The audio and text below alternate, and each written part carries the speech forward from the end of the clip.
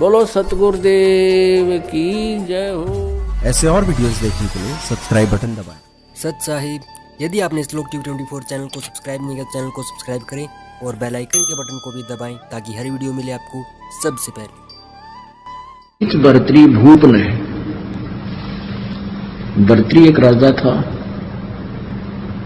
उसकी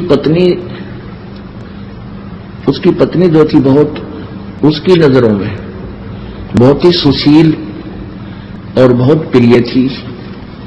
वो अपनी पत्नी को प्राणों से भी प्रिय मानता था और उसको बहुत ही वफादार मानता था। अब परमात्मा कहते हैं, सो छल छिद्र मैं करूं अपने धन के काज।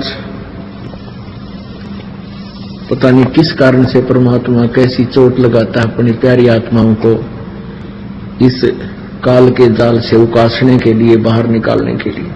अब पिछले पुण्य संस्कारों से प्राणी राज्य पद प्राप्त करता है और राज्य पद उसको प्राप्त है तो उसको जहां सांसारिक सुविधा सबसे टॉप मोस्ट होती है, सबसे उत्तम होती है। अब जैसे हम नीचे सतर के व्यक्ति होते हैं जो हैंड टू माउथ होते हैं, उनको यदि थोड़ी सी सुविधा हो जाए वो भी धरती आकाश एक कर देंगे। इस काल की कुबद हमारे अंदर सब में भरी हुई है। अब परमात्मा कैसे कृपा करते हैं अपनी प्यारी आत्माओं को काल के जाल से निकालने के लिए। अब राजा बन गया, पिछला पुण्यकर्मी प्राणी था, राज्य प्राप्त हुआ। राजा बनते ही अपने कर्मों को बिगाड़ने में जुट जाता है, लग जाता है। राजा शिकार खेलने जाता है और वहां उसकी हॉबी है ये निशाना साध कर तीर मारा करते, पहले गोली या बंदूक ना थी और न जचा के जैसे मर्गों की डार लाइने जाती थी हिरणों की, और उन्होंने दचा कर राजा बड़े शौक से एक तीर मार दिया, फिर दूसरा मार दिया, फिर तीसरा मार दिया।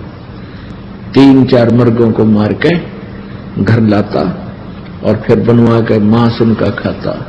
गधा अब बिना ज्ञान के को बद इतनी कर देता प्राणी, क्योंकि उसने कोई टोकनियां नहीं, सब सलूट मारे ये सुमैंड सारे, कोई नौकरी यानी आप पाप कर रहे हो कह तो वो मानना नहीं, उसने बल्कि सजा दे दे। अब जो ही दिनों शिकार खेलने गया भर्तृ जी, उसने एक मृग मार दिया और वहां उसकी पत्नी मृगणी खड़ी खड़ी रो रही है। उसने और वो कह रही हो कि मुझे भी मार दे पापी, आंखों से मोटी मोटी आंसू बह रही है। उधर से गोरखनाथ जी साधु आ जाते हैं और वो शिक्षा देते हैं कि बच्चा के मिल गया तने ये इनका जोड़ा नाश कर दिया। अब तुझे कोई मार दे, तेरी पत्नी रो रही हो, तुझे कैसा लगे बच्चा। अब राजा में अभिमान गणा उसे, वो शिक्षा सहन नहीं कर सका, कहने लगा घनी बात मत बनाओ बाबा जी, यदि तू ऐसा सिद्ध पुरुष है तो इसने जीवित कर दे, इस मृग ने मन मार रखा है, मैं तेरा चेला बन जाऊंगा। गोरखनाथ जी बोले, अरे चेला ना बनेगा तू। हकना जी पक्की बात होली, वचन का पक्का हूं मैं। गोरखनाथ जी ने अपनी सिद्धि से वो मृग जीवित कर दिया। अब भर्तृ के पाया तले की जमीन खिसक गई। अगवाई तो कमाल का महापुरुष है, घबरा गया, कदे और कुछ ना कर दे तेरे गिल्या। कहने लगा, महाराज जी आपका चेला में बन गया, मैंने दे दो उपदेश। महाराज उपदेश है, घर रहने का कोई ना, घर त्याग कर मेरे साथ रहना पड़ेगा। नो बोला जी ये थोड़े छोटे छोटे बच्चे हैं और कुछ दिन राज और कर लूं, फिर मैं आपका चेला पक्का बन जाऊंगा। गोरखनाथ बोले, बस रहे, बस भाई तो क्या था, मैं जुबान का पक्का। ना जी जुबान का पक्का हूं मैं। अच्छा भाई ठीक, सजा फिर बन जाइए।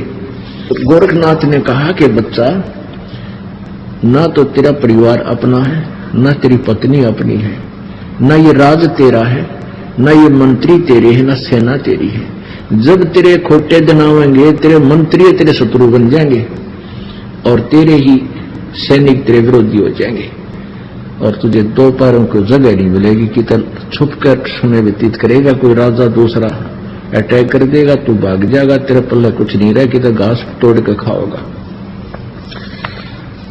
और भाई ये परिवार तेरा नहीं है, ये तेरा भूल लायक है।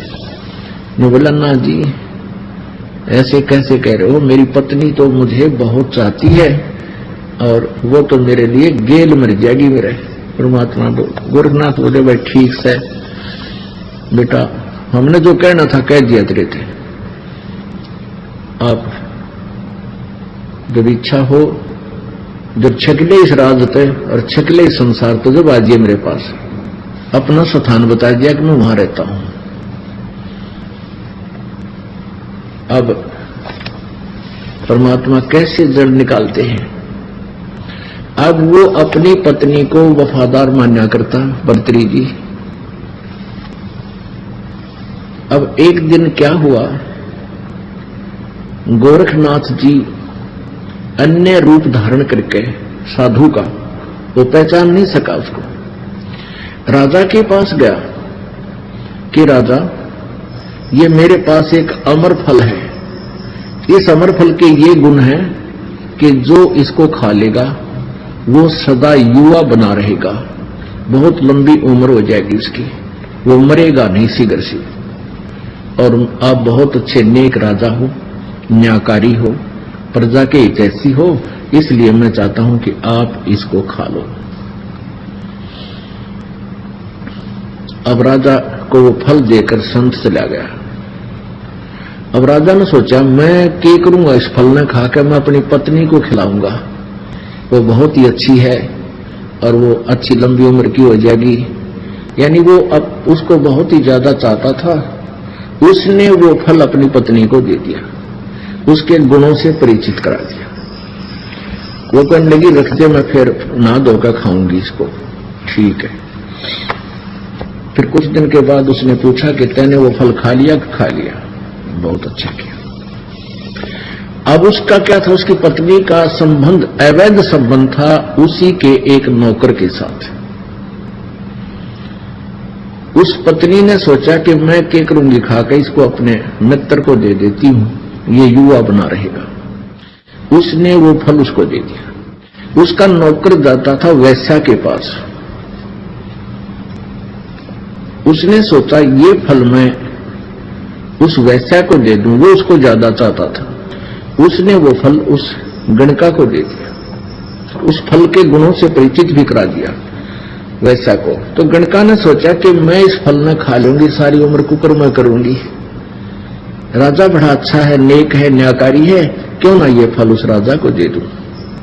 ये विचार करके, और उसने ये भी सोचा कि राजा इसके प्रतिफल में मुझे बहुत सा धन दे देगा। वो इस उद्देश्य को लेकर के उसी फल को लेकर भर्तृहरि जी के पास पहुंच गई कि राजन, ये एक ऐसा फल है, इसको जो खा लेगा वो दीर्घायु हो जाता है और सदा युवा बना रहता है। तो उसने पूछा कि आपको ये फल कहां से मिला? राजा ने पूछा कि सच्ची बताना, नहीं तो तेरे टुकड़े टुकड़े कर दूंगा। अब उसका तो गुस्सा हो गया, उसके मन में आया कि वो फल तो नहीं है ये, पर उसका जच्चना थी कि वो तेरे वाला फल होगा। वो कहने लगी जी मुझे तो आपके नौकर ने, जो ये घोड़ों का इंतजार था, दरोगा बोलते थे उसको, कि उस दरोगा जी ने दिया है। वो दरोगा जी बुला लिया, कहने लगा भाई वो फल तू कहां से लाया? और राजा ने सतर्क कर दिया, ये सच्ची बता दिया, नहीं तो तेरे टुकड़े टुकड़े कर दूंगा, और सच्ची बता देगा तुझे माफ कर दूंगा। अब वो कहां पे गया, उसने कहा कि आपकी पत्नी ने मुझे दिया था। सारी कहानी बता दी उसने। तो फिर उसकी पत्नी से पूछा, वो तो नाटकी, पहले तो मना किया, फिर घुड़सवार सामने खड़ा कर दिया, फिर नीची गर्दन कर ली उस नालायक ने। अब उसके पैरों तले की धरती निकल गई उस भर्तृहरि की। पुण्यात्माओं, एक चोट सिधारिया जिन मिलन दाचा, उसके वो संत के सारे वचन आज सच्चे सिद्ध होते नजर आए। रत राग बोलियो। जिसको मैं एक सबसे प्रिय और वफादार मानता था, आज ये कितनी दुष्ट निकली। उसी दिन से राज त्याग दिया और गोरखनाथ जी के चरणों में जाकर गिर गया और रोआ ढूंढी तरिया बुरी तरह टक्कर मार मार चरणों में रोए कि गुरुजी आप सच्ची कहा करते, मेरा दच्ची कोई ना थी। यह बात है। गोरखनाथ जी कहते तू जिसको अपना मान रहा है वो तेरा नहीं है। यहां कोई भी किसी के सामने सच्चा नहीं बोल रह सकता, कोई सच्ची बोलता है नहीं, ना बाप बेटे से बोल सकता। कुछ ऐसी परिस्थितियां आ जाती हैं, उसने कुछ बातों को छुपा कर ही रखना पड़ता है। और भाई ये झूठा लोक्स है, तू जिसको अपना मानता वो तेरा कभी नहीं हो सकता। तेरा तो भगवान है और उसको तू भूल रहा। तो भर्तृहरि जी का उस दिन ये सारी बातें सच्ची जचें थी जो जो संत कहे था। अब गोरखनाथ जी बोले भाई देख ले बेटा, यो जीव जब माने है जब इसका प्रैक्टिकल हो ले, वैसे कितनी बात बना लो कति नहीं जसती, कोई ना कोई अटकल लाए रखा है ना, वो तो मेरा खास है। चलो वो खास भी है मान ले, बड़ी बात ये नहीं होता कि सभी पत्नियां नालायक होती हैं या सभी पति बुरे होते हैं। मान लीजिए आप जी की पत्नी भी बहुत वफादार भी है, बहुत शील स्वभाव की भी है, पर वह तेरी नो को ना कल तेरी मृत्यु हो जाए, वह गेल का नाम रहे और गेल मर जाएगी जब कौन से आगे इकट्ठे जाए, कोई गद्दी बनेगी कोई गद्दा बनेगा, तो बताओ वो तेरे हुए क्यों करे। तो इस तरह की बातों को समझा बुझाकर इस काल जाल में फंसी बूढ़ी आत्मा को प्रेरित किया जाता है कि जो तेरा ठिकाना है उसकी तरफ अग्रसर हो। अब फिर इसी तरह गोपीचंद नाम का राजा था। ये दोनों आपस में इनका नाता भी बताते हैं, गोपीचंद और भर्तृहरि। ये इसने भी ऐसे ही अपनी मां के कहने से राज त्याग दिया था और गोरखनाथ जी के दोनों शिष्य बन गए थे। अब पुण्यात्माओं कहते हैं जो गुरु वचन पर डट गए कट गए फंद 84 के। भाई जो गुरु वचन पर डट गए कट गए फंद 84 के, पर वो किस सत्र का गुरु है और क्या उसके पास वस्तु है, उसी सत्र का लाभ भी गुरु वचन पर डटने से ही, रुकने से ही, स्थिर रहने से, उसका ओबीडेंट रहने से ही मिलेगा। अब गोरखनाथ जी ने उनको कहा दोनों को, वो दोनों गोरखनाथ जी के शिष्य बन गए। गोरखनाथ जी ने कहा कि तुम दोनों जाओ अलवर, राजस्थान में अलवर शहर है, वहां का एक राजा था, वो एक दुर्ग बनवाया था, एक फोर्ट किला, वो किला बनवाया था, छिनवा रहा था। गोरखनाथ ने आदेश दे दिया कि अलवर के राजा के किले में जाकर तुम मजदूरी करो 12 वर्ष तक, और उसका कोई मेहनताना नहीं लेना, अपने खाने के लिए कहीं और मजदूरी और टाइम करना। उन्होंने कहा जो आज्ञा गुरुदेव। अब जिन्होंने परमात्मा पाना है, जिनको परमात्मा चाहिए, फिर बकवाद की तरह गुरु जी ने तो कह दिया फाइनल है, चाहे शीश देने की कह, चाहे कुएं में पढ़ने की कह, चल पढ़ना चाहिए। तो गुरु जी है तो या तो गुरु जी मानो मत, उसने निकम्मा है तो फिर उसको गुरु जी का फिर नाता के अपना छोड़ एक तरफ जा बैठे। और जो संत होते हैं वो हित में ही कहते हैं, उसका वर्तमान में भले ही कोई रिजल्ट निकलता ना दिखे, पर परिणाम बहुत अच्छा होता है लास्ट में। अब वो आदेश पाते ही गुरुदेव का चरणों में मस्तक रखकर और चल पड़े, जो आ गया गुरुदेव। ठाक अपना बैग पहुंच गए अलवर के किले में, जहां मजदूर मजदूरी करा करते थे।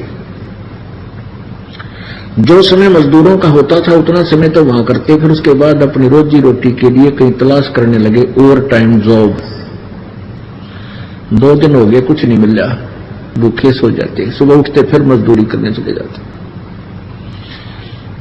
एक दिन वो दोनों बैठे आपस में बातें कर रहे थे कि भाई जो गुरु जी का आदेश है तो शर जा सके है, जब घर छोड़ दिया, राज त्याग दिया, परमात्मा पाना है और गुरु के आदेश में वचन में रहना है और ऐसे ही मिलेगा। तो ये बेसिक शरीर दवाई, ये उल्टे कदम नहीं हटा सकते। अब मरा चे जीवा, 2 दिन हो गए, भूख जोर की लाग रही है। राजा थे, राजा को तो 2 घंटे भूख ना उठे, परंतु शीश दे दिया, फिर वो अग्रम मगरम नहीं रहती। दोनों जने बैठे बैठे जमीन पर बैठे बातें कर रहे थे, भाई एक तो मौत आवेगी, 1-2 दिन में मौत हो जाएगी, जब आहार रोटी ना मिल रही थे। सुबह सुबह का समय था, वक्त से बैठे बतलावे थे, और नीचे एक कुम्हार मट्टी खोदा था, नीचे वो बना देता गुफा सी बढ़िया मिट्टी निकालने के लिए, और वो ऊपर बात करें थे, उसी का ऊपर बैठे गुफा के। कुम्हार ने सोचा ये तो भाई कोई अच्छी आत्मा है और साधु बन गए और न रोटी ना मिल ली। तो वो आया ऊपर, कहने लगा भक्तों तुम तो भगत दिखाई देते हो। अकना जी हम तो मजदूर हैं। अच्छा, आप लगता है आपने 2 दिन हो गए आहार नहीं किया। अखा जी 2 दिन हो गए आहार का कोई दाव लग, कहीं बैठा नहीं, सूत बात बनी नहीं। तो कुमार बोला कि भाई हमने रोटी ला रखी मेरी, तुम रोटी खा लो। ने बोला नू ना खावा, पिताजी हम पहले मजदूरी करेंगे, आप हमें मजदूरी दे दो, कोई काम बता दे तो मजदूरी करके फिर रोटी खावांगे, वैसे रोटी हम खावा। उन्होंने बहुत आग्रह किया, भाई मेरी 8 रोटी 10 रोटी आती है, यहाँ के अपने काम करता हूँ जहां पर, और बेटा आधी आधी खा लेंगे, तुम खा लो ना, ऐसे नहीं खाऊंगा, हमें मजदूरी बता। तो ने बोला भाई तुम क्या मजदूरी बताऊं, नो करो तुम मेरी गार पानी घेर कर गारा बना दिया करो और मैं ये मटके बना दिया करूंगा, तुम रोटी खा लो। अब ठीक है, ऐसे करने लगे। अब उधर से वो कहने लगा अपनी पत्नी से कि 2 सेवक और हैं, 2 की रोटी कुछ ज्यादा भेज दिया कर।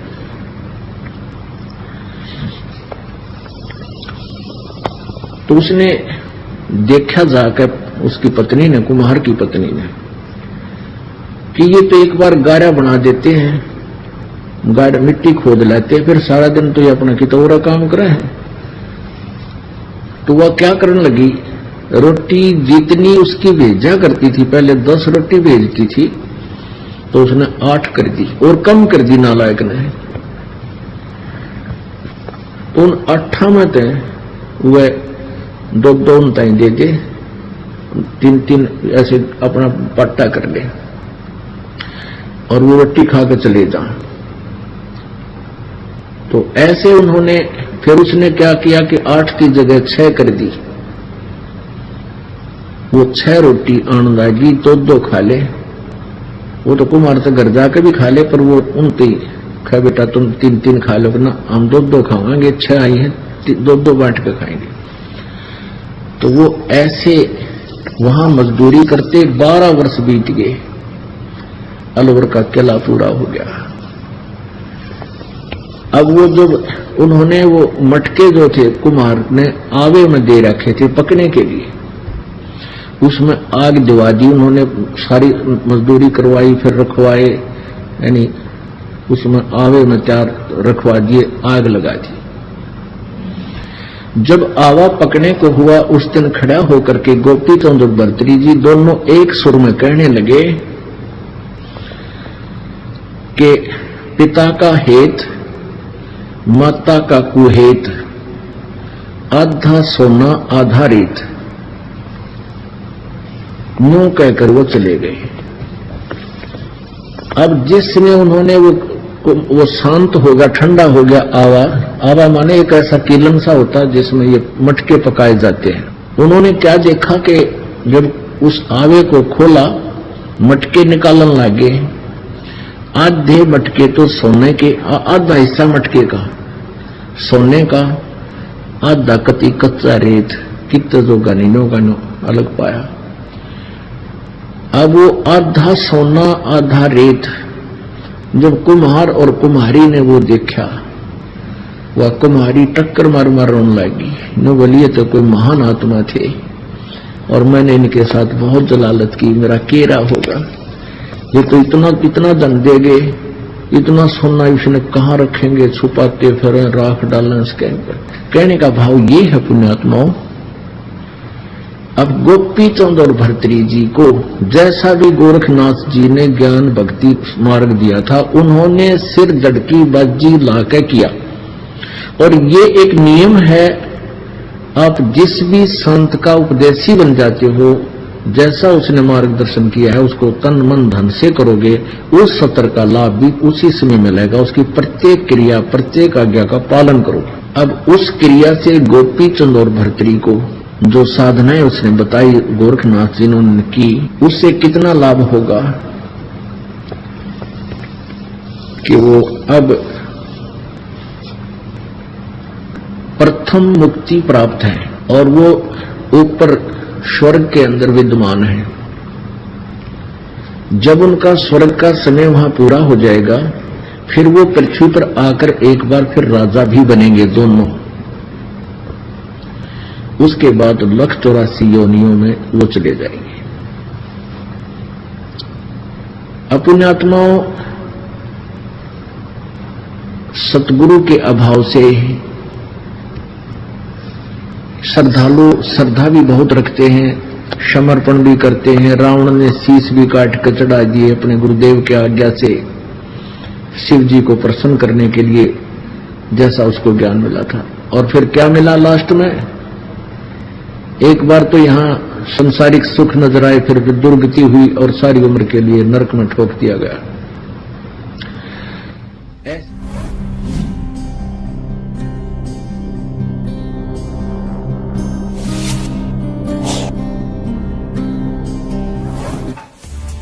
इस वीडियो के बारे में अपनी राय नीचे कमेंट सेक्शन में हमें बताएं और अपने दोस्तों के साथ ये वीडियो शेयर करना ना भूलें। ऐसे और वीडियोस देखने के लिए सब्सक्राइब बटन दबाएं।